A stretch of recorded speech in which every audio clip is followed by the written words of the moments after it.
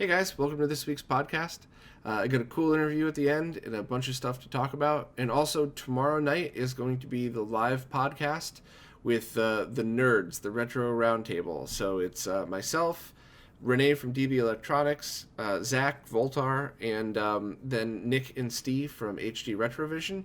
This will be our second one. I thought the first one went pretty well. So please tune in and really just join, ask any live questions.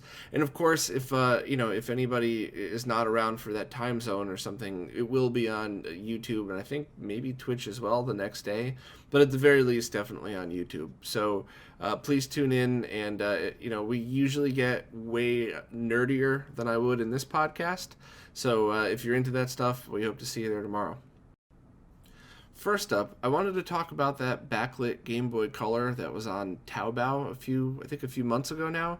I'm sticking this first in the podcast because I'm not sure who bounces around with the new timestamps down below. But basically, it was a Game Boy Color that had a brand new screen that was designed for it, that it looked great in the pictures.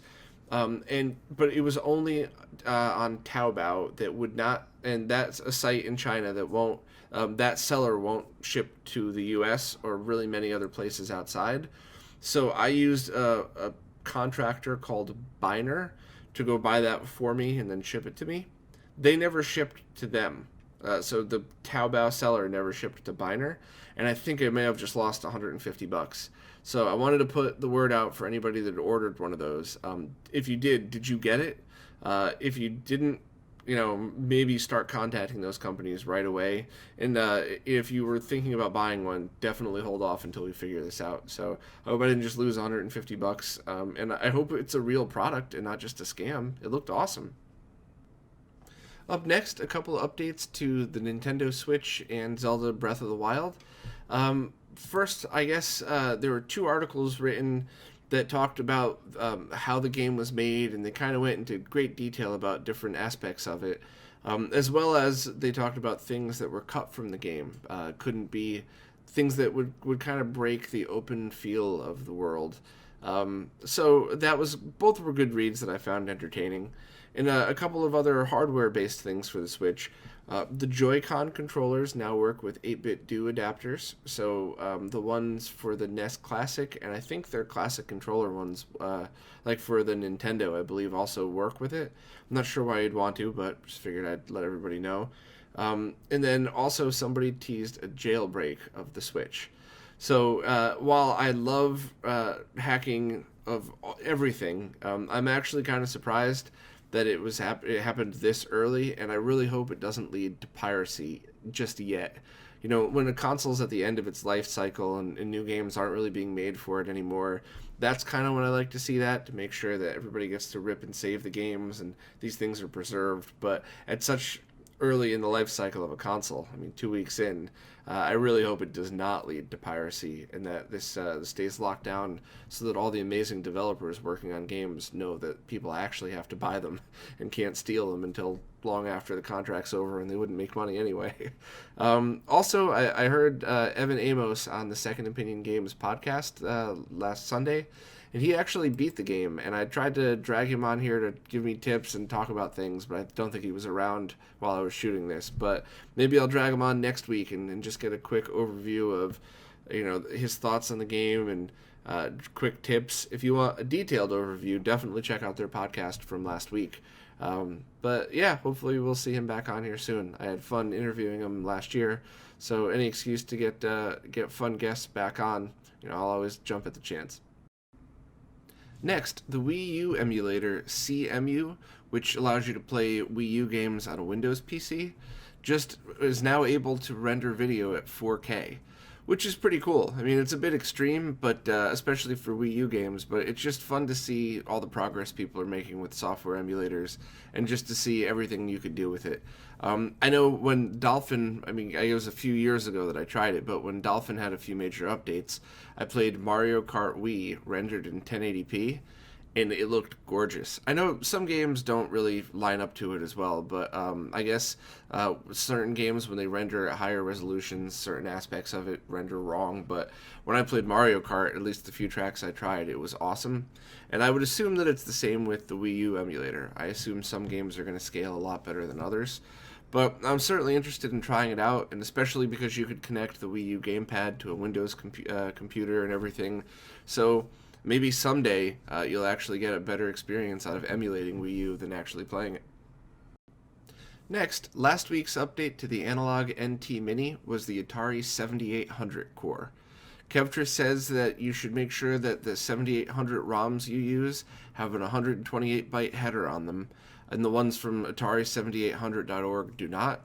But the good news is, Smoke Monster put out a 7800 set in his current ROM packs.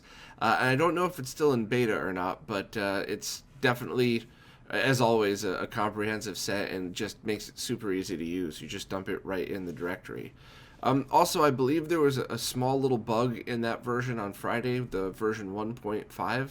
So Kevtris quickly put up a fix for it, 1.6. But as always, if you just want to link to my page on the Analog NT Mini, the current firmware will always be on top, and it's, if the firmwares come out Friday night, it's never past Saturday morning that I update it. I've gotten the past few right on that Friday night, but you never know, maybe I'm out drinking or something and I won't get to it till the morning, but definitely, at least until Kevtris has a more stable website or a place to post, I would just use my page as your go-to every Saturday morning, Friday night, depending, to get the latest firmware. Next, someone on the SMS Power forums has posted what he's calling speed-up hacks for a few games.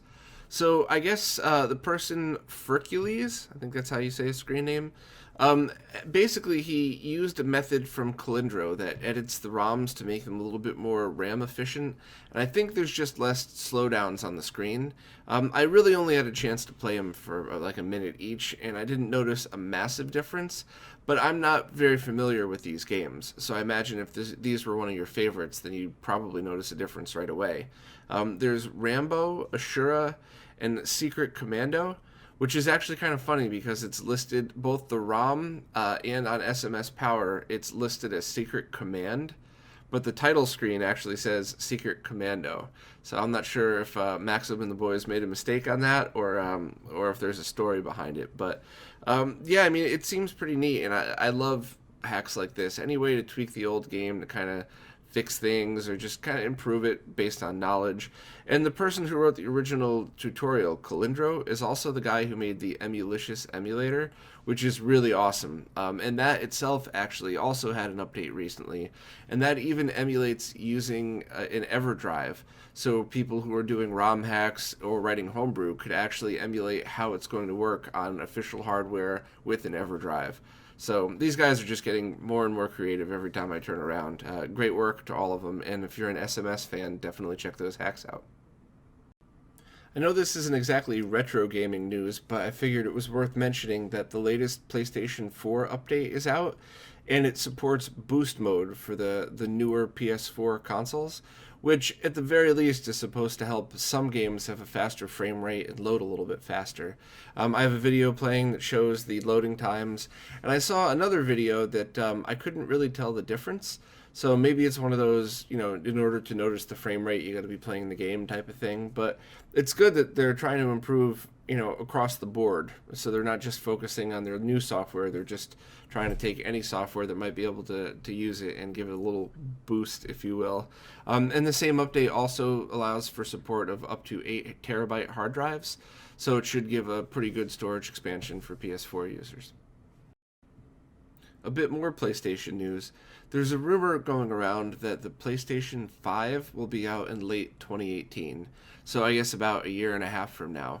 Which, on the one hand, it's kind of weird because I thought they were planning on going till 2020 with this latest version.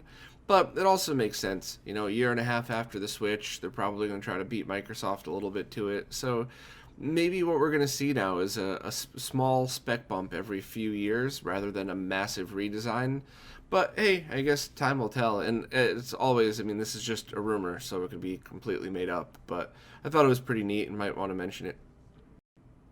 Next is more progress on the Neo Geo Pocket flash card, the SD-based one. I guess they now have a 3D printed plastic case for it, and it looks great. I got video playing, and I guess they're just making steady progress, and hopefully they'll be able to pre-order fairly soon. There's a few new demo videos out of the game Sonic Mania, which will be coming out soon on the Nintendo Switch, and I think possibly others.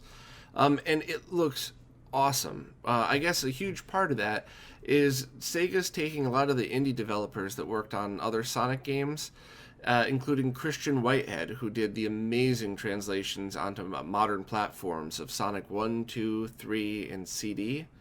I believe. I know I played one in CD, his version of it, both on my iPad and on my Apple TV, and it just looked gorgeous. He did such a great job with that.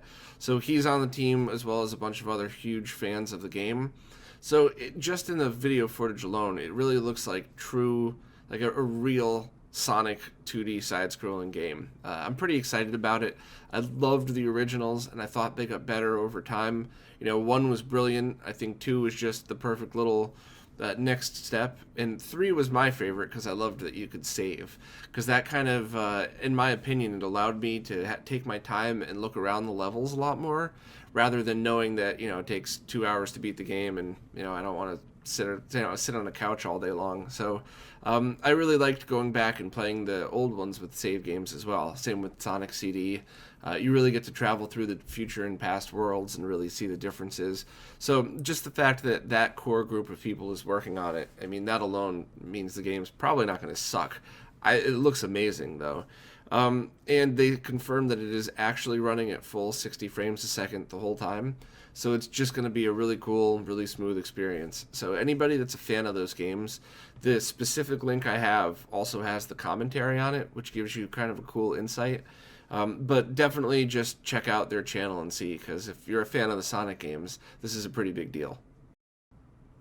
I've been seeing a lot of pop-ups and notifications lately about something going on, at least in New York, about the right to repair your own consoles.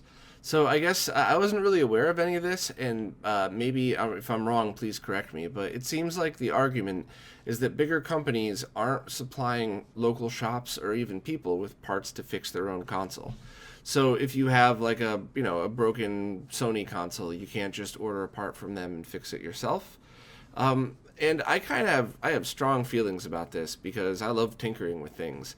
But first and foremost, I have to side with the company on the fact that you shouldn't be allowed to do your own warranty work. As soon as you open that console for anything other than like replacing the hard drive, because that's not really opening the console, I mean, that's no telling what could happen when you're in there, and I think that should void your warranty.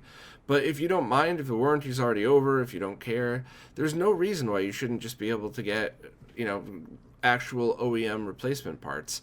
And, I think it should be available to everybody. I could at least understand only selling them to authorized resellers, but I don't agree with that necessarily, but I get it. And it seems like such a strange thing that even today people are still having their stronghold on it. So definitely would love to hear everybody's opinions down below. Let me know what you think, and or even if I just got the argument totally wrong and I'm not understanding, which, sorry if I did. Next, Darksoft uploaded a few videos of his Neo Geo ROM cart in action, and this latest firmware answered all the questions I had last week about it. So basically, you could load up to 4 games in flash memory, and by default, the cart will boot to a screen where you can see those 4 games. And there's nice, colorful artwork. It's pretty cool, actually. And then when you click on the game, it instantly loads right away. You could also set it to load directly to the game or just directly to the menu in case you always want that option of selecting everything else. My assumption last week was correct, that loading from SD to flash is 15 to 20 seconds, and once it's in flash, it's instant. So I thought it was pretty cool. I'm glad he keeps posting these updates, and I'm definitely looking forward to buying one when they're available. And just an update too, I'm still using the Neo SD, and it still has the problem that I showed last week, which the good news is, as long as you just quickly reset to menu if you see it, if you see any of the video interference, then when you reload the game, it's gone. So it's certainly not stopping me from playing any games, and it really, it only wastes 5 seconds of time. So it's not, it's not a huge deal, and it's not a deal breaker either. If you were thinking about buying the Neo SD, I wouldn't say don't because of this. So, but I'll keep everybody updated, and hopefully they'll have a fix for that soon.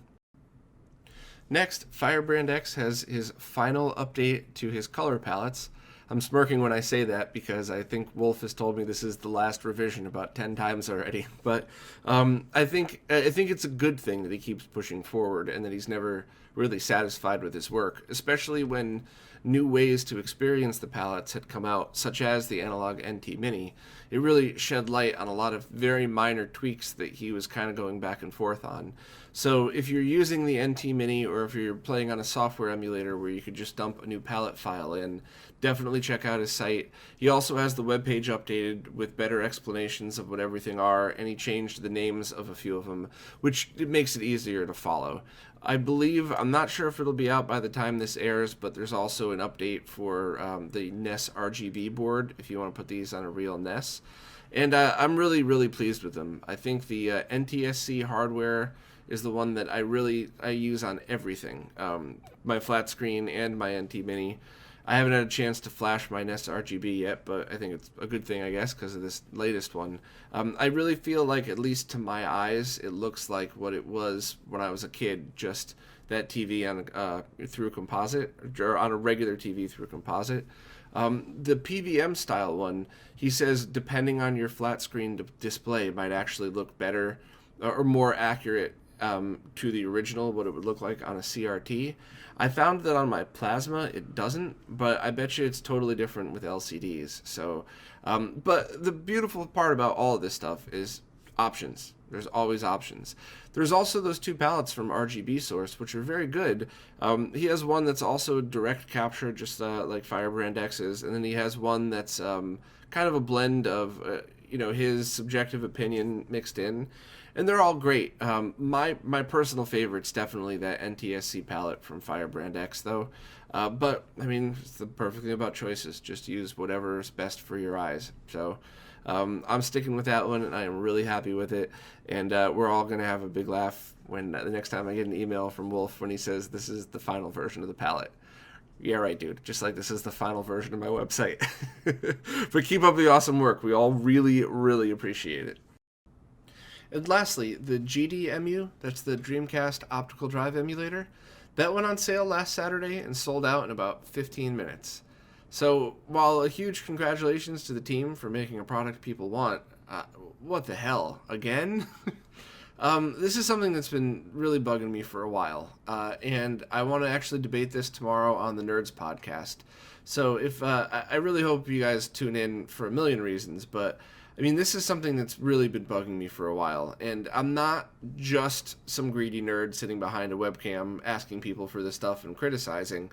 I worked in that company where I had a huge hand in a lot of these things, including manufacturing. So I know the manufacturing process, I know how much goes into it, I know what lead times are, I know the tremendous amount of risk. But I also know bullshit answers to things like, why are you always sold out? There's a lot of really good answers to that, which hopefully we'll be debating tomorrow, but there's a lot of bullshit answers too. So, I don't know what the story is with the GDEMU. Maybe he did everything right. He or she, I don't actually know anybody on the team, but maybe they did everything perfect, and they just happened to sell out super fast. I have no idea, but we who sell things in the retro gaming community got to be a little bit better about this, because what you're doing by having your products out of stock, first and foremost, you're losing money. You're losing your own money. And secondly, you're forcing people to buy garbage. All the time people are, well, I really want this, I really want this. Oh, it's out of stock, it's out of stock. Ah, fine, I'll just go buy that knockoff on eBay. And now they've wasted their money on garbage, and you've lost a sale. So let's debate this tomorrow on the Knerds podcast. I think it's best to start with that because it's friends. So if it gets heated, we're not going to take it personally. It's just business. But we should really, as a community, start helping each other out and get these things out better than we have been. Because it just, there's no reason why we can't have these things coming out on a regular basis from now on and not have long wait times and everything else. Some people do it right. The people that do the open pre-orders like GameTech and Super G, everything can be improved. everything in life can be improved, of course, but generally speaking, the thought of just giving somebody my money and whenever it's done, it comes in. I like that. A lot of people don't, I guess, but tune in tomorrow and maybe those guys will verbally beat the crap out of me and I'll change my opinion, but I don't know. We'll see. Real quick for the Q&A stuff, I have a few things I was going to sell, and I figured I would offer it to you guys before I put it on eBay. But I have an AV Famicom that's in perfect condition. Comes with some random baseball game just to make sure that you get to test it. But it's modded with the high-def NES, and this is the latest version that sticks right out to the edge of the plastic, so you don't need to cut your HDMI cables. It all fits perfect. This one was done by Voltar and also had a cap replacement done. So if you were looking for a high-def NES modded AV Famicom, this is, you can't really get any better than this. It's perfect condition, comes with the game. Also comes with an OEM power supply, not aftermarket, and an OEM Nintendo controller, not the dog bone. I don't know what happened to that one. But the only reason I'm selling this is because I have a pile of them. I got a bunch of different Nintendos with different mods, and I need to get cash to do a few more projects that are coming up. Also, I have a DVDO iScan Micro. So I originally bought this because I thought maybe I'd be able to plug the open source scan converter, the OSSC, into this, and then have this make it compatible with my TV and everything else. And it didn't work that way. This is pretty much brand new. It's got like 5 minutes of time on it, but it comes with the remote, the unit itself, the IR receiver, and I think there's one other power cable for it. It's not just powered off of HDMI. So this goes up to 4K as well, I believe. So if anybody wanted one of those, definitely, I'll give it away pretty cheap. And I also have a bunch of musical instruments for sale, a couple guitars and an amp and stuff. I'm not sure if anybody's interested, but the last time I posted stuff for sale, I was terrified that you guys were going to get pissed and say, hey, don't use this to peddle your wares, but it was the opposite. I actually was able to get a couple of consoles in the hands of people that really wanted it, and it saved them money. They didn't pay the eBay fees. I didn't have to deal with the eBay crap. It actually ended up working out really well for a bunch of people, so I hope it's the same this time. But if anybody's pissed that I'm starting to, I'm occasionally selling stuff on here, I'll totally stop, because I'm not trying to make this some way to unload my stuff. I really just want this to be, the community podcast, letting everybody know what's up. So if you're interested, just let me know. Okay, on to the Q&As. KevinB posted that the software exploit that allows you to play burned games on a Dreamcast without the need of a mod chip is based on the Dreamcast's ability to play karaoke CDs, the MIL CD format. The problem is that the data of the game wasn't designed to be read this way. Long story short, most rips you will find will cause excessive wear on your laser assembly, leading to premature failure. There are some people in the scene that reformat games to be more friendly with the MIL CD format, but they are few and far between. Anyways, things like the GDEMU are very important to preserving the Dreamcast, as the drives have a fairly high failure rate as it is, with even regular games. So thank you for the input. I had completely forgotten about the MIL CD thing, completely and totally forgotten about it.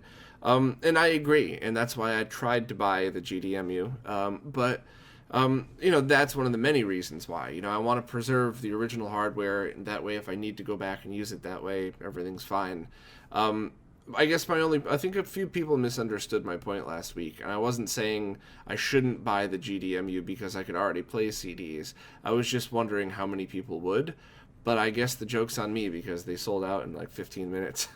So if they're ever available, I will definitely buy one, and thanks again for the input.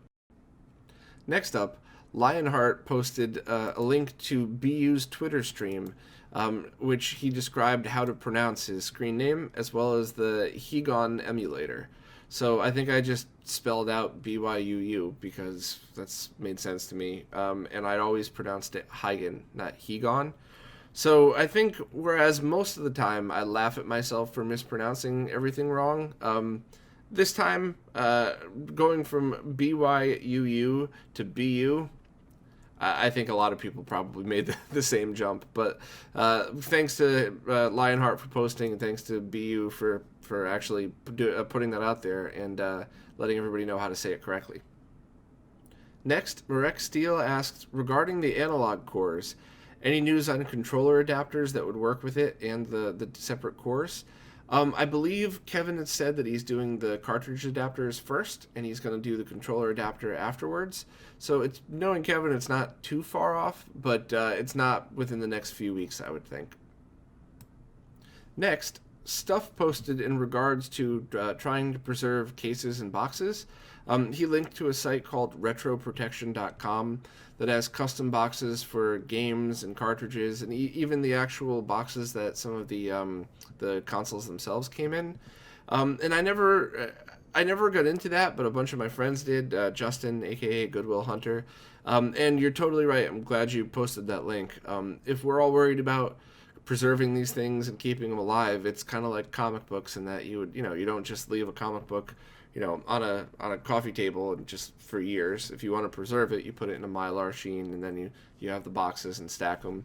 So thank you for the link to that, and it's something I'll look into for some of my much rarer stuff. But yeah, that's cool. I think putting stuff in the protective cases like that certainly is going to help preserve them for even longer.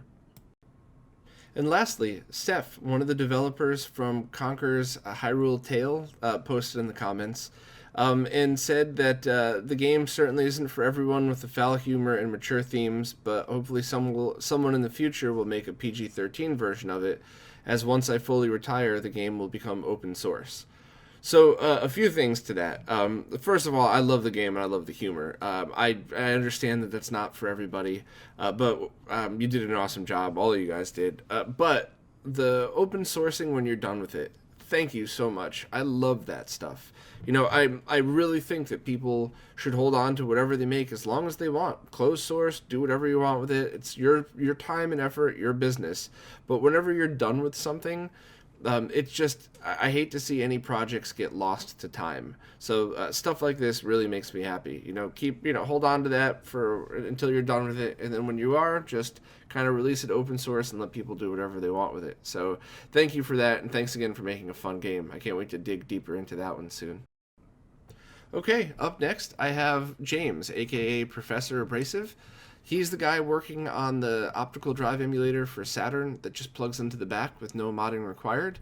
I had a great time on the interview. It was good to get to know him. A lot of cool things that we went over and talked about.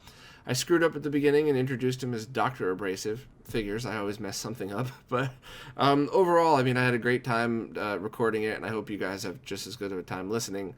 And as always, any comments, criticism, whatever you got, put them in the comments below, and I'll try to respond to every one of them. So take care, and I'll see you guys next week. Hey guys, I'm here with James, aka Dr. Abrasive. How you doing, man? I'm really good. A little bit sleep deprived, but really good. Yeah, it's, I've traveled all over the world. I've been lucky enough to, and the time change thing still kind of cracks me up. It's, 9:30 in the morning for you, and it's, 5:30 for me, so I'm drinking a Newcastle, and you're probably eating your cereal or something. Little bit, yep, I'm still on the coffee at this hour. So, I really appreciate you coming on. I've been following your project since I first saw it on Assembler Games, which is now non-existent, I guess, or something. I don't know. That site goes down about twice a year, so. Yep, they've over. But I guess obviously I wanted to talk about your main project and then anything else you got in the pipeline. But I always want to know first how everybody gets started in these things. Do you have a technical job for your day job, or are you just a fan of this stuff? You mind just giving a quick background? Well, so I've been sort of interested in electronics and technology since I was a kid. Like, I always knew that was the way I was going to go. Mm-hmm. And I've always done it in my spare time as well. So as it happens along the way, I did a degree in electronics, did a doctorate in biomedical engineering. So I do tech in my day job. But really, it's always been a personal hobby. So the retro tech thing is kind of interesting. I was never allowed to have a game console when we were growing up, but we had friends who did. So, there's always that thing you can't have. There's that little bit of desire, that little bit of interest. Right. And then later on, just sort of looking at that under the hood, the way that 90s era technology is constructed is something that, I've spent a huge amount of time over the years just reading stuff. Including about how things work under the hood, and you just piece together bits of information and go, well, this kind of style is interesting. It's driven by the technology of the time. So a lot of it is a lot simpler than it is today, funnily enough. Mm-hmm. But at the same time, today's tools are so powerful that you can reach into them and for not a whole lot of money and not necessarily that much time as well, you can actually get your hands dirty in these sort of classic architectures with all these interesting and weird constraints that you can play around with. Mm-hmm. So the constraint angle is kind of a big thing for me. You can pick up a modern computer, you can do anything with it. Whereas you pick up an old computer, it's much harder to do, well, anything to get started. And so working within those constraints gives me a challenge that I quite enjoy. I'd hate to do it for a day job, but in my spare time. Yeah, it's pretty awesome. So, what was the Saturn, or what was it that drew you to the Saturn? Was that just your favorite console out of all the ones your friends had? And it's kind of funny when you said like that one thing you can't have as a kid. I always wanted a go-kart, and no one would ever let me have one. And then I think, of course, as kids do, all I wanted to do was race cars. From the moment that I was told no to a go-kart until I actually started racing cars. So I feel your pain there. Yeah, so that's interesting actually. My cousins had a Saturn when I was a kid. Mm-hmm. And I remember playing like Daytona once or twice, and that's it. I do not remember Saturns at all from that period. My mates mostly had Nintendos. A friend had like a Mega Drive. That was about it. But what sort of got me into it was the chip music scene. So through a friend of mine who in, 2008 or thereabouts, started getting interested in chip music and ended up going from this like little bit of interest. He came to me and he said, I want to try making some Game Boy music. Can you make me a flash card? This was back when they really weren't widely available. Mm-hmm. And everything you could get was from like 90s game piracy gear. Right. So, I'd started messing around with that, and that kind of snowballed for him. He ended up running gigs that have now turned into part of like an international chip music festival. Oh, that's awesome. Which continues to run. In fact, as Square Sounds, it's kind of taken over the mantle from Blip Festival as international festivals go. So it turns out there's this whole huge scene of all these people who really love old hardware for many different reasons. And one of the reasons that I keep hearing about and keeps coming back to me is very similar to mine. There's these musicians who like how constrained the hardware is. It gives them these really tight boundaries they have to be creative within. And for some people, that really brings out their creativity. So that's something I personally sympathize with a lot, even though I don't really have a musical bone in my body. I have tried to make chip music, never worked. Yeah, I can say as a wannabe musician myself, when I was recording the album that we did, the constraints that I put myself under, for demos, anything. Cheat away for demos, but for actually recording the album, I constrained myself to record the exact same way that people have been doing pre-digital. So, if you make a mistake, you don't have to go back to the beginning, but you go back to the last natural stop in the song. And if the song doesn't have one, you are going back to the beginning. And putting that kind of, weird constraint and pressure, I love how all the songs from a guitar player's point of view sound real. It sounds, because it is. Whereas I completely sympathize with, purposely wanting to put yourself in a box musically. I've never actually messed with chiptunes, which is weird because I'm a nerd that likes video games and plays music, so you think I would be the first on my list, but that's really awesome, and that's no one's ever actually put it that way to me before, so yeah, that's very cool. I'm going to keep that in mind. I'll quote you if I use that in another talk. So that's kind of how I came to that point. So I had this involvement in chip music, and in fact, a few years ago, I made a Game Boy cartridge, a flash cart that was aimed specifically at my musician friends. So, they'd get up on stage and do performances, but they had, these dodgy 90s carts that were really unreliable. And they regularly lose their work when they tried to back it up to their PC via parallel port and a Windows 95 PC under their bed and that kind of stuff. So that's where Professor Abrasive's Drag and Derp came from. So that was a USB Game Boy cartridge that USB with no drivers as well. That was another issue in the scene at the time. There were kind of USB carts, but no one could get them working on Macs and all this other nasty stuff. Mm-hmm. And it didn't have battery-backed save memory either. It instead had a very expensive hunk of ferroelectric RAM, which is this wacky sort of space material that just doesn't ever lose its memory. without battery power. So that was a fun piece of engineering that I sort of cut my teeth on building a product and getting it out to people. And so I've still been selling those up until quite recently. I just ran out of time to make them. So hopefully they'll be back someday. But so that was another thing that sort of kept me engaged with this chip music thing, even though, I don't go to gigs these days. Like there's not much of a scene here in Sydney. Mm-hmm. But that led me to the Saturn in the end, because someone, in fact, pretty sure it was a guy named Laserbeat, who's an English expat living in Japan, again in the chip music scene, and he mentioned to me, "Oh man, you should do something with the Sega Saturn someday. It's got this crazy sound chip with like 32 channels of FM synthesis, which is just from the FM scene is kind of unheard of." So the Saturn came at a really interesting time. It was on the cusp of the sampled sound revolution. So these days, if you want to play a sound from a computer, you synthesize it, or you play back a recording, or whatever. You just play samples that can be anything. Mm-hmm. Play out the waveform straight from memory. And that's only become possible because memory got cheap enough that you can do that. Storage got cheap enough. CPU time to synthesize things got cheap enough. Mm-hmm. The Saturn was hovering on the edge of when that became possible. The consoles before it all used hardware synthesizers, which make really quite fixed sounds. So you go from your bleeps and bloops with the early stuff up to the Mega Drive, the Genesis, which did have FM synthesis, amongst other things. So there are some quite characteristic sounds you get from that. Right, and just to clarify, both for myself and I guess for people watching, but on consoles like the Saturn, the soundtracks are obviously just CD quality because they're CDs, but all of the game effects inside the game obviously aren't coming off the CD soundtrack. Those are loaded into memory and run off of that FM chip, correct?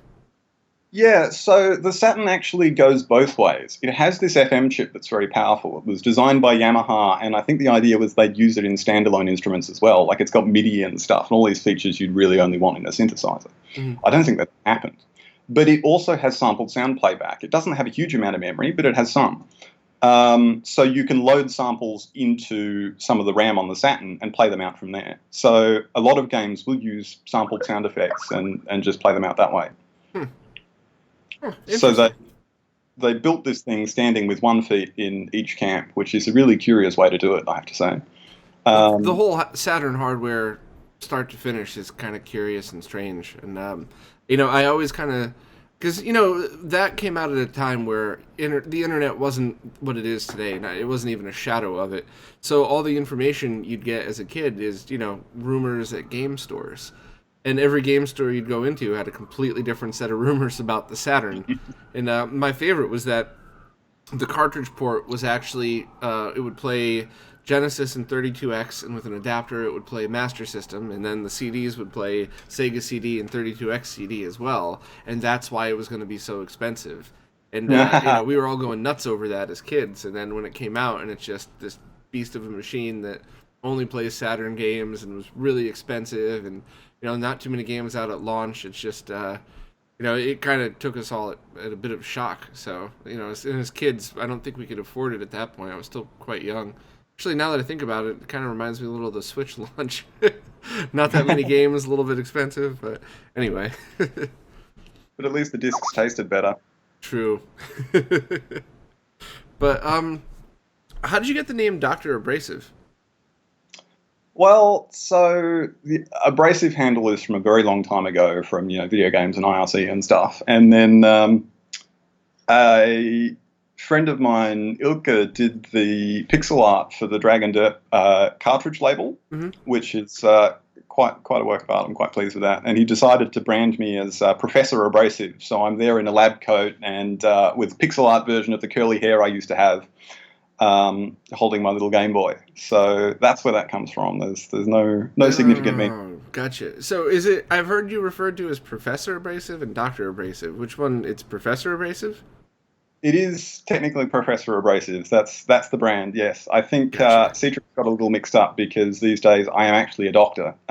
So. All right. Well, I think I may have screwed that up in the intro. Sorry. No, not at all. Awesome. So, what actually made you make the step of doing the Saturn thing? Because, It's it's a conversation I've actually had quite a bit lately with people, and that optical drive emulators are such a necessity because right now, sure, if you want to play, same as always, you want to play your imports or your patched games or homebrew, you get just a mod chip or something, or even on some consoles you don't even need it. But CD-ROMs die all the time, and the parts for those are getting harder to find. I remember a couple of years ago, I can get CD replacements for like $8 on eBay. And it's crazy to see. You can't even get them anymore. So it's such a necessity to preserve hardware, especially because by using optical drive emulators, you don't use the CD-ROM drive, and that could last, for a million times longer than if you were using it. What kind of pushed you to do that? Was it just your buddy saying, hey man, we need a way to play these games? Could you hook us up? That's quite a good question, actually. So, I mean, at the time I got started, I didn't realize that CD drives and the lasers or the optics or something in that chain actually dies of old age. So I had this Saturn, and it would sometimes boot really unreliably off legit games. What's going on here? And it's gotten worse over time as well. But no, what motivated me was coming from this chip music angle. I'd been in Japan for a chip music festival, gone to a Super Potato where they still sell, packaged consoles, and bought a Saturn off the shelf. And so I shoved it in my suitcase, took it home, forgot about it. And then when I got home, a couple of months later, I dusted it off. I was like, great, I want to run some code on this thing. How do I do that? And I very quickly found out that there are no mod chips for them, or at the time anyway, I couldn't buy a mod chip anywhere. I don't know if that situation's changed. They come and go, really. Yeah, so I started looking into ways that I might be able to basically bypass the copy protection in some way. So the first thing I did was, like with any topic, I did heaps of reading. I went back and forth over the internet, all the forums and stuff. And there's all these wild rumors about how the CD protection works and how you can burn it or you can't burn it or this, that, and the other. So, reverse engineering is one of my favorite hobbies. So I just sort of dug my heels in and went for a sniff around. I ended up finding quite conclusively that no, you really can't burn those CDs. It is definitely impossible. And then by the time I'd gotten to that point, I'd gotten hooked enough that I just kind of kept on digging. So really, the satiator comes out of following that digging to its logical conclusion. I broke in so deep that I was able to run my own code on the thing. To achieve that goal, I had to build a piece of hardware. And then now that I've built a piece of hardware, it's like, well, actually, this is something that would be really helpful to a lot of people. This is not, it's not like I set out to do this in the first instance, but that's what ended up happening. Yeah, isn't that the truth with so many things in life? Yeah, absolutely. Huh. So it's just to play off of what you just said. When I started this website, I started it as like a shared Google Doc because I thought maybe a handful of my friends might want to learn how to do some of this RGB stuff.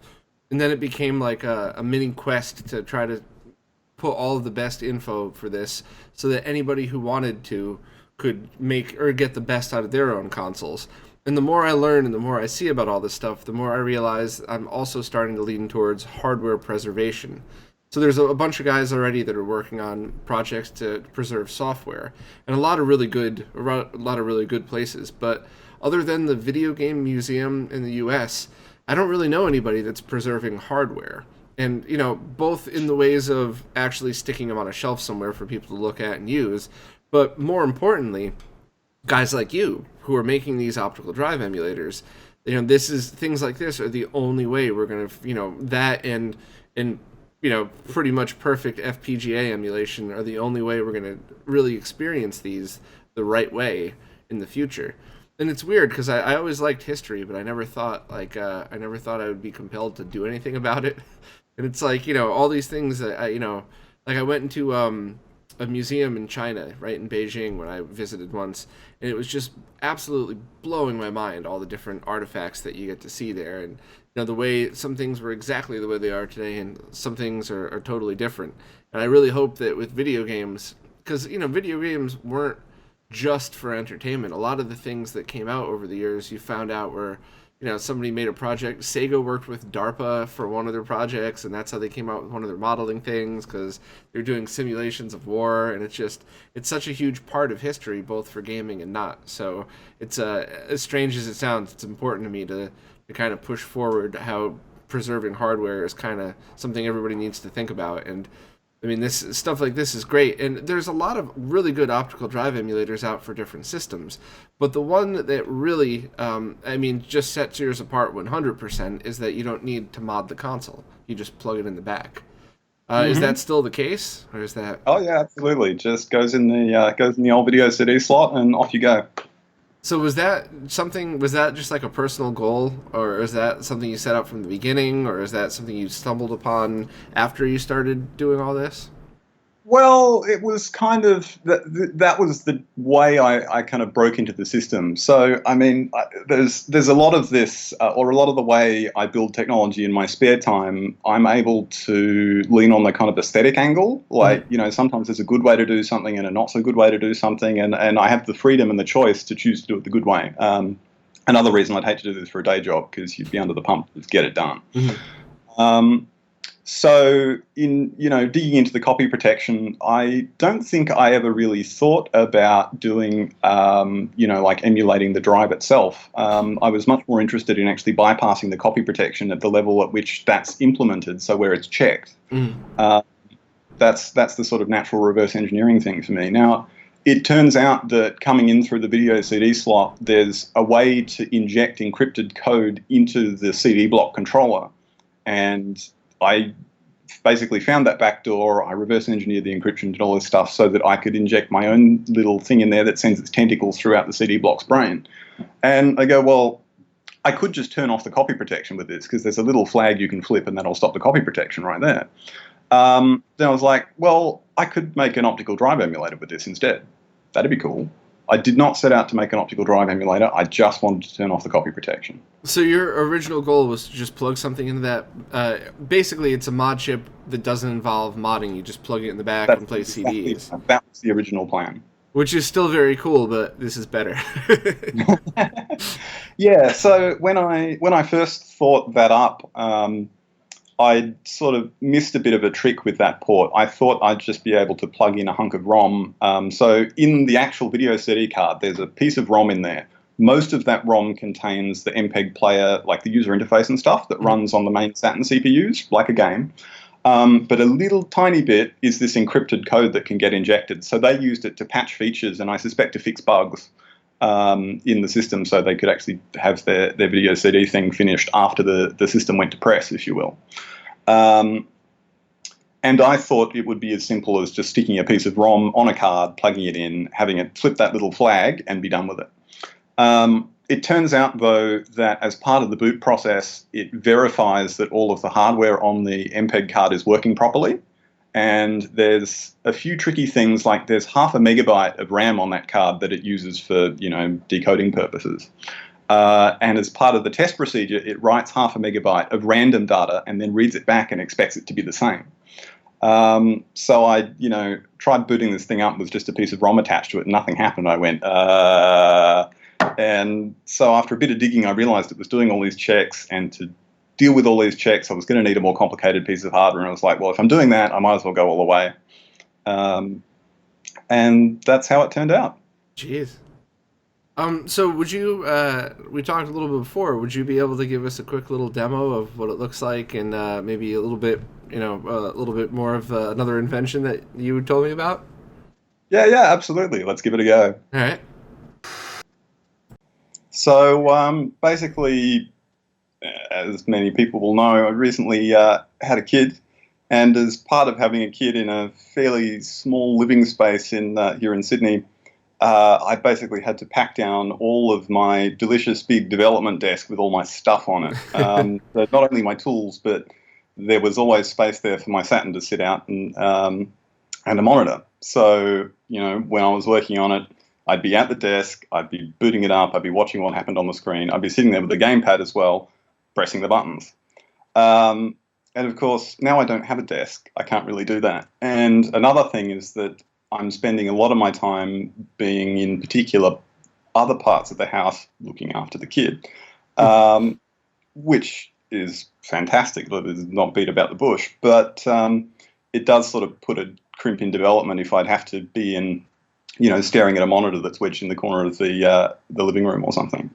So I'd sort of scratched my head and went, well, let's do some more technology to solve this problem. And I figured maybe I could set myself up with a Saturn that just sort of sits on the shelf somewhere and I can access it over the network, a totally headless setup. And, my initial thought was like, this is really easy. I'll just get a video capture card, one of those $10 USB dongles that will pick the video out of the Saturn. And then I'll be able to see it from anywhere. Easy. I didn't think the next step for another couple of days, which was, oh, wait, I'm going to need to do the gamepad somehow. What am I going to do there? So to cut a long story short, for the gamepad, I ended up developing something that's now turned into a little standalone board that you can plug into the front of the Saturn. So this has two little ends that plug into the game controller ports, and then it's got a USB microcontroller on it that you hook up to your PC. And so it's able to emulate the full range of Saturn peripherals, including like the multi-tap and the mouse and keyboard and everything else. Wow. And that's controlled from a computer.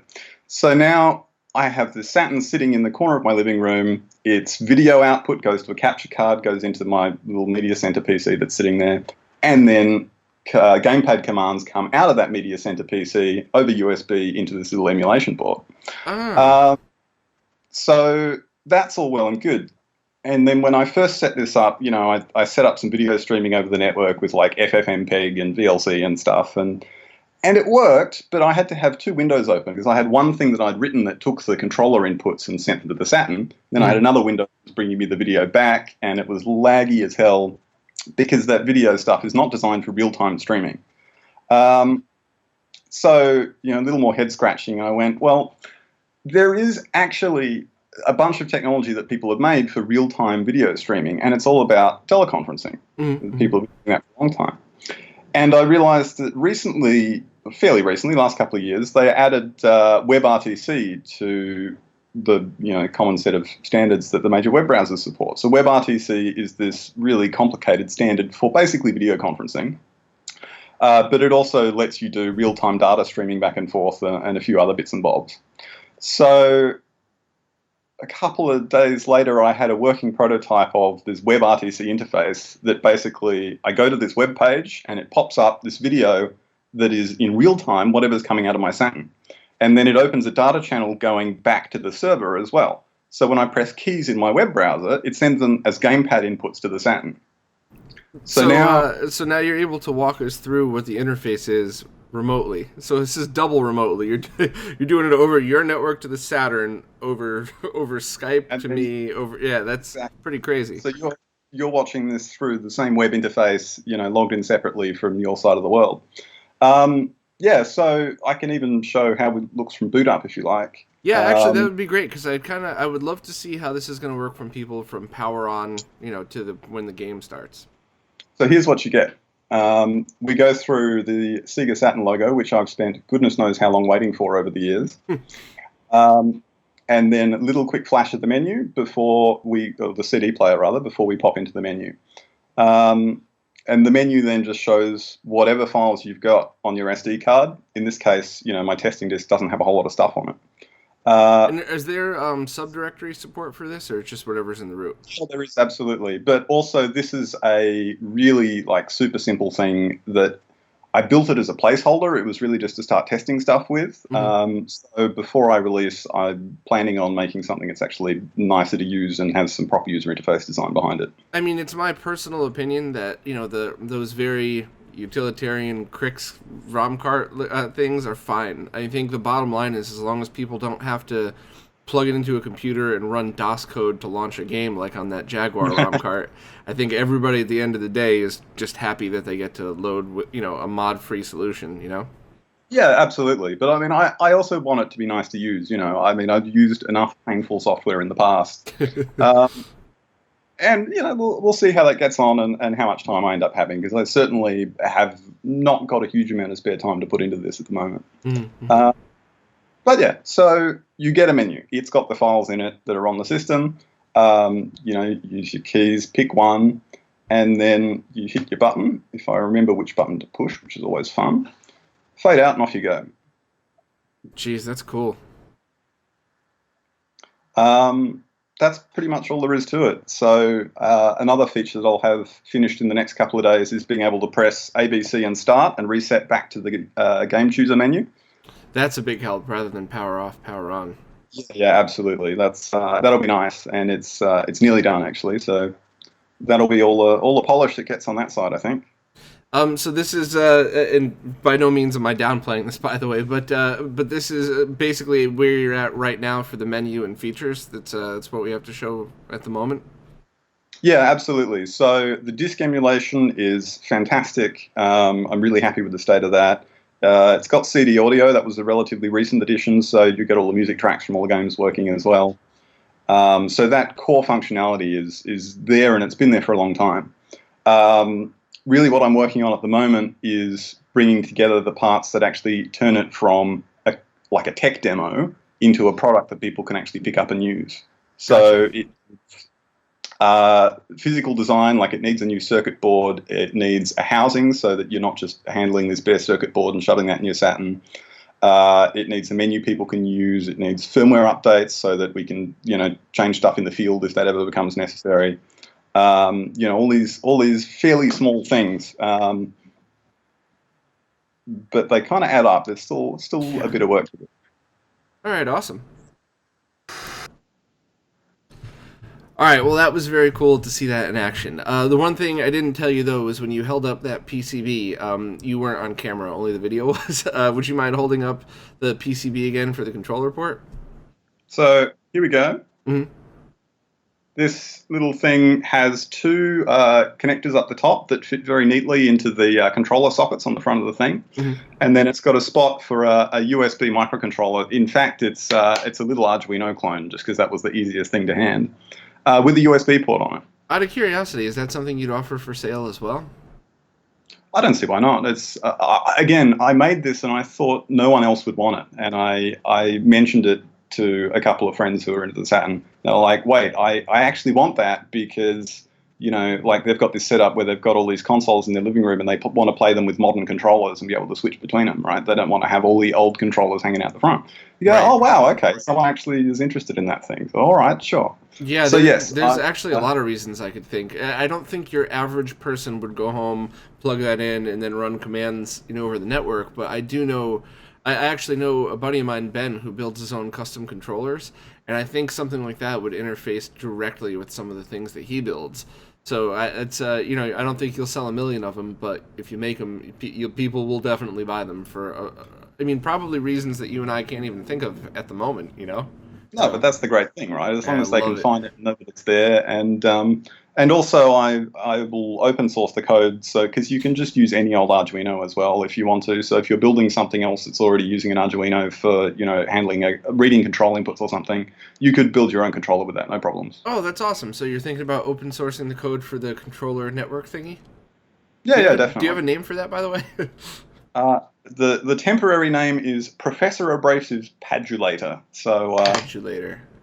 In absence of a better name, that'll do. Gotcha. It sounds like something you'd buy on a porn site. Padulator. All right. Well, that's I love to see things like that. Because like a couple of friends of mine make stuff and sell it, and they either open source the code behind the firmware. And then keep the hardware closed source because they need to make some money off of it. It's a hobby, but it's still it's worth their time. But then they have these other projects that they're like, yeah, this is awesome and all, but this is just kind of like for fun, and they open source the whole thing. And it's just I love to see stuff like that. It's here's what my serious hobby that I really want to work on and support and put the time into.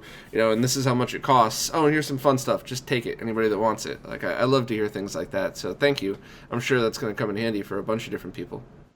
Yeah, well, I hope so. I mean, I benefit, as do we all, from open source in so much stuff. It's nice to be able to contribute back to the community at large in cases like this.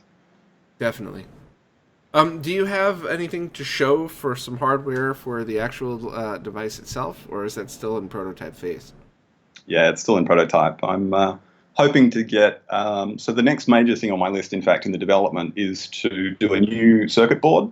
Mm-hmm. And then I'm also going to do a housing for it because, handing people a bare circuit board and having them plug it in the right way up as well and not short it out on anything it's not ideal. So correct. In this day and age, we can knock up a 3D printed housing that will solve all those issues and make it just nice to handle, and you can shove it in your bag and take it to your mate's place. Yeah, and for hobby projects, I don't think anybody has ever, well, anybody that has a clue would ever complain about a 3D printed casing or housing for it. Because it's, 3D printing lately, it's not as brittle. I mean, I remember when I first started using 3D printing, it was way before this whole just download your design and print it. And we'd have like entire backs of computers built. You couldn't mount it certain ways because it would just snap in half. And it's not like that anymore. They are a lot better built. And while it's not as smooth as something that would cost you $70,000 for tooling, it's more than good enough, and it's cool to have. So definitely worth it. So to be fair, okay, I'm going to have to break and grab. Bub needs a bit of a cuddle. Yeah. I'll just see if I can pick her up and come back. Okay. All right, we're back. Sorry. So what I really actually wanted to ask you about too was and help promote, of course, is the Patreon that you're doing. And it's kind of interesting to me because I've been on both sides of this. So I've been, first and foremost, I'm a gigantic nerd that wants to buy all these things for my old consoles, and I get really excited and often impatient, like we all do. But I've also been on the other side of this. I've done distribution. I've helped out on projects. I have a couple friends that did Kickstarters. And, a lot of the things that people learned in those Kickstarters is they get their money, they make the product, they make a little bit of profit. It's usually a lot more work than they thought. And then years later, they're still supporting and still kind of selling here and there. But at the end of the day, it's, if you include their hours, it's a huge loss. So from that perspective, I thought the Patreon was an awesome idea because it keeps you going and keeps funding it. But the one thing as a greedy nerd I had to ask is, is this thing years away? Is it months away? What is the target date, and kind of what drove you to do the Patreon instead of the Kickstarter? Oh, and is there other products coming too that you're looking for funding for? So that's sort of something I thought a lot about. So back when I did the Dragon Dirt, the Game Boy cartridge, Mm-hmm. I deliberately resisted doing a Kickstarter. I waited until I was able to fund it out of my own pocket. And I did that in no small part because I wanted to take as long as it took to do it right. Mm-hmm. I'd seen in the years immediately preceding that a number of people who had crowdfunded or taken pre-orders for products, and then something had changed in their life, or it just turned out to be difficult, and it became very stressful when it went pear-shaped to them. And life's stressful enough. I'm not trying to start a profitable business here. That's never going to make me a lot of money. Right. It's not like I'm going to quit my day job or something. I'm doing this because I enjoy it, and I think other people will enjoy it. Mm-hmm. So the whole big bang crowdfunding, where people give you all this money and then you have this huge obligation, and then understandably they want to know where it's at all the time, is a model that it just doesn't suit the way I develop my personal products. Mm-hmm. It's where I'm not full-time. Some weeks I'm going to have a lot of time for my projects. Other weeks I'm going to have none. And that flexibility is really, really quite important. So, the Patreon is certainly an unusual choice for, in this case, something that is, it's almost a single focus project thing. But I also wanted to take this opportunity to basically be a little more communicative. And the Patreon format really encourages me to do that. Mm-hmm. So when I'm developing these things, and I've been doing this reverse engineering or building these things and so on and so forth, it's actually, it's been for me a really interesting journey. I've seen a lot of cool things that people haven't touched in 20 years and that kind of thing. But then because I'm always busy working towards the final goal, I never stop and write it down or talk about it for anyone else. Mm-hmm. And I never thought that was a big deal until relatively recently, when I realized that that's actually an interesting thing for other people to see. People actually want to know about how these things go together that they use. They want to know what the process was behind actually building these things. And for a whole lot of reasons, including just to give them impetus. Because, if you want to take apart old technology, where do you even start? It really helps to have stories from other people that just give you a little bit of a framework to hang stuff on. So to return a little more directly to your questions, I can't put a date on when it's going to be done. I know what the major things are that remain in terms of what I have to build. So like I said, there's a circuit board, there's a housing, it's going to need firmware updates, and then there's pretty much a little bit of polish and a little bit of gluing stuff together. Of course, a little bit always means more than you think, but, I've built products before, I know how that goes. Right. But the question then is what's going to happen with the rest of my life? So I've got a kid at the moment. That's a really unpredictable drain on time. So I've actually been surprised by how much free time I've had in the past couple of weeks. So I've really progressed the Associator project a lot. But I don't think that level of output is going to happen every week. And so something that's able to sort of ebb and flow with the stuff that's necessary for life is an absolute necessity here. Gotcha. Well, it makes sense. It kind of puts everything together, and it does offer you a lot of options. Also, I imagine you could do things like, your Patreon subscribers get first dibs on a pre-order and 15% off or something, or you could do things to make the people that subscribe to you on Patreon really just get more than just the updates and the I hate to call it entertainment, but the entertainment of seeing your progress updates, because it really is. It's the same reason people like me watch science shows. It is entertaining. It's educational, but entertaining. So yeah, absolutely. I get it. It does make sense. Yeah. So I mean, part of the sort of challenge for me is, I don't have experience with crowdfunding. This is the first sort of time for me. So finding out sort of where to put things. So at the moment, if you're willing to lay down $50 a month, which a surprising number of people are actually that generous, then you will get beta hardware when that's available. So that's a pretty neat reward, I think, because it's something that otherwise it would be me and a few testers that I've got lined up, and that's it. That's kind of awesome for everybody, actually. Yeah. But yeah, so I'm thinking about how to manage, pre-orders or discounts or that kind of thing. I just really have to get a little bit more of a handle on the economics of what the manufacturing is going to cost and that kind of thing before I can really commit to anything. I'd really hate to put something out there and then have to retract it later, because you end up. Totally makes sense. It's funny because there's I understand why a lot of people would use Kickstarter, and I certainly understand the appeal and the marketing of it and everything, but me personally, because I worked for a company before I started the website where we designed medical computers, so it was a small company too, so everybody kind of helped each other out. So I saw every step from inception all the way up to installation, support, recalls, everything. And for me personally, if I wouldn't do a hardware Kickstarter until everything was done except final purchase order to manufacturer. So there'd be, you get the production sample, you get everything ready, and then that for me would be, okay, well, the only thing stopping me from making 100, 500 of these is the cash to do so. And that is when I would feel totally comfortable. But even then, you don't need to do Kickstarter. There's Tricelery, or just PayPal. I mean, there's a million other things, but I certainly wouldn't do a hardware one without it. So I totally sympathize, because there's so many people that have there's so many Kickstarters that have gone down where they're a year late, but nothing was their fault, nothing at all. And it sucks because, people complain, and there's other Kickstarters where everything was their fault. So it's better just to do, and yeah, I agree. I agree with your perspective on that then. That's pretty cool. Especially because, the higher tier is getting beta hardware is pretty awesome for everybody. You get to make different revisions. People get to try them.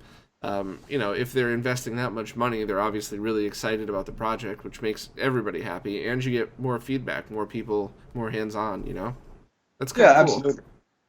And that goes a long way towards covering my development costs, because it's, with a baby in the house, it's difficult to justify, taking a bunch of money from the family budget to go and, make game console stuff. So it really, having even a small separate income stream just really helps separate those concerns and makes it sort of okay to work on. Yeah, totally.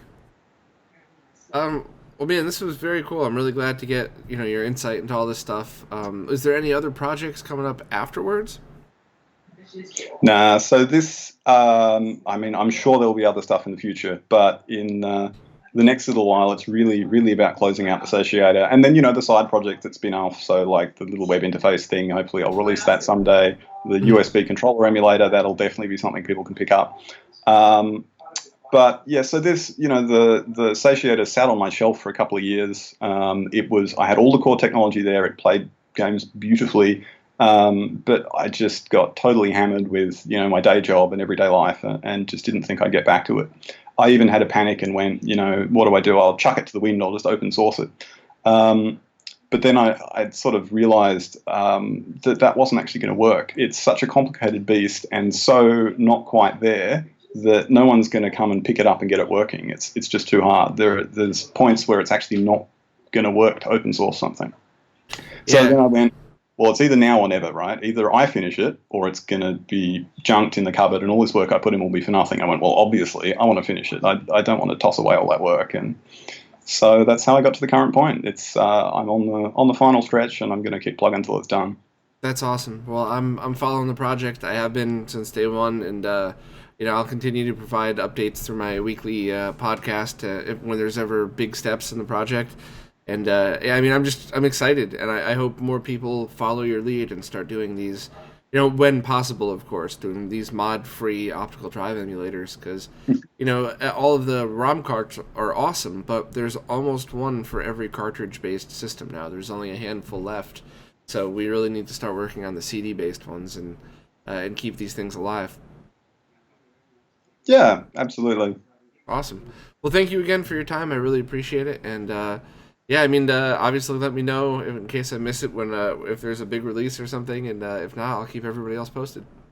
Well, thanks for your time and for your excitement. Like, it's the enthusiasm of people, all these strangers, yourself included, no offense, who really make me realize that this is something that's worthwhile doing and worthwhile getting out there so people can actually pick it up and have it. So thank you very much for that. I really appreciate it. Okay, no problem, man. My pleasure. Take care. You too.